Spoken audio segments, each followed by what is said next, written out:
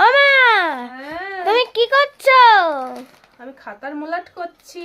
ও, এইভাবে করে? হ্যাঁ, তুমি শিখে নাও। হ্যাঁ, ছোটবেলায় কি তুমি নিজেই করতে মলাট? হ্যাঁ, আমি নিজে করতাম। ও মা, হুম, তোমার এ কটা বই ছিল?